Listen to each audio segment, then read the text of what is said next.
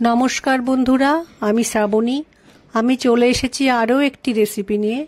चलो रेसिपिटी ताहले एकबार देखे नि। आजकेर रेसिपि चिचिंगार तरकारी।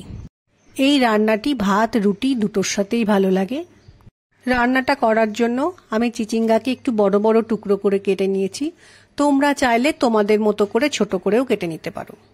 রান্নার শুরুতে আমি গ্যাসে একটা কড়াই বসিয়ে কড়াইয়ে সরষের তেল গরম করতে দেব। তেলটা গরম হয়ে গেলে তেলের মধ্যে 5 ফোড়ন দিলাম ও একটা শুকনো লঙ্কাকে 2-8খানা করে ফোড়নে দিলাম। তেলের মধ্যে 5 ফোড়ন ও শুকনো লঙ্কা দেওয়ার পর আমি একটু ভেজে নেব। ফোড়নটা ভাজা হয়ে গেলে যখন ফোড়ন থেকে খুব সুন্দর গন্ধ বেরোবে সেই সময় পেঁয়াজ কুচি তেলের মধ্যে দিয়ে একটু সময় ভেজে নিতে হবে। তেলের মধ্যে পেঁয়াজ দিয়ে ভাজতে ভাজতে যখন পেঁয়াজের কালারটা চেঞ্জ হবে সেই সময়ে আমি একটু রসুন গ্রেট করে রেখেছি। রসুনটা পেঁয়াজের মধ্যে দিয়ে একটু সময় রান্না করব। গ্রেট করে রাখা রসুন দিয়ে কিছুটা সময় রান্নাটা করে নেওয়ার পর যখন রসুনের কাঁচা গন্ধটা চলে যাবে সেই সময় আমি একটু আদা গ্রেট করে রেখেছি। সেই গ্রেট করে রাখা আদা পেঁয়াজ রসুনের মধ্যে দিয়ে একটু সময় রান্নাটা করব।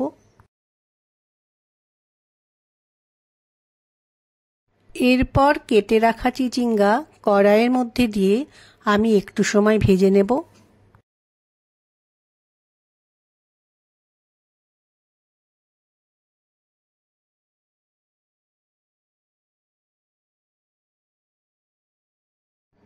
কড়াইয়ের মধ্যে চিচিঙ্গা দেওয়ার পর কিছুটা সময় রান্না করে নিয়েছি। এবার আমি এক এক করে মশলাগুলো দিয়ে দেব। প্রথমে দিলাম স্বাদমতো নুন, এবার দিলাম হলুদ গুঁড়ো, এরপর দিলাম লঙ্কা গুঁড়ো, এবার দিলাম জিরে গুঁড়ো। রান্নাটা করার সময় মশলাগুলো যাতে পুড়ে না যায় সেজন্য আমি একটু জল দিয়ে মশলাগুলো চিচিঙ্গা ভালো করে মিশিয়ে নেব। চিচিঙ্গা ও মশলা ভালো করে মিশিয়ে নেওয়ার পর একটু সময় রান্নাটা করতে হবে। সবজিটা আমার খুব ভালোভাবে কষানো হয়ে গেছে। এবার আমি কড়াইয়ে পরিমাণ মতো জল দিয়ে ভালো করে সবজির সাথে জলটাকে মিশিয়ে ফুটতে দেব।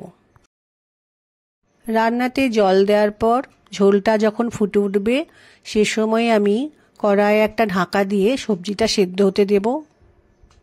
গ্যাসের ফ্লেমকে লো করে 5 মিনিট রান্নাটা করে নেওয়ার পর কড়াই থেকে ঢাকাটা সরিয়ে নিয়ে আমি দেখলাম চিচিঙ্গাগুলো সেদ্ধ হয়ে গেছে। চিচিঙ্গা সেদ্ধ হয়ে গেছে। এই সময় আমি তরকারির মধ্যে একটু ধনেপাতা কুচি আর একটু চিনি দেব, দিয়ে খুব ভালো করে তরকারির সাথে মিশিয়ে দেব।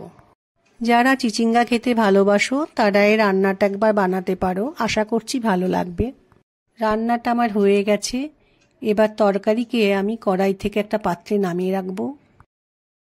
আমার আজকের এই রান্নার রেসিপিটি যদি ভালো লাগে তাহলে লাইক, শেয়ার ও সাবস্ক্রাইব করো। ভিডিওটি দেখার জন্য ধন্যবাদ। ভিডিওটি আজ এখানেই শেষ করছি। ফিরে আসছি আরও একটি রেসিপি নিয়ে।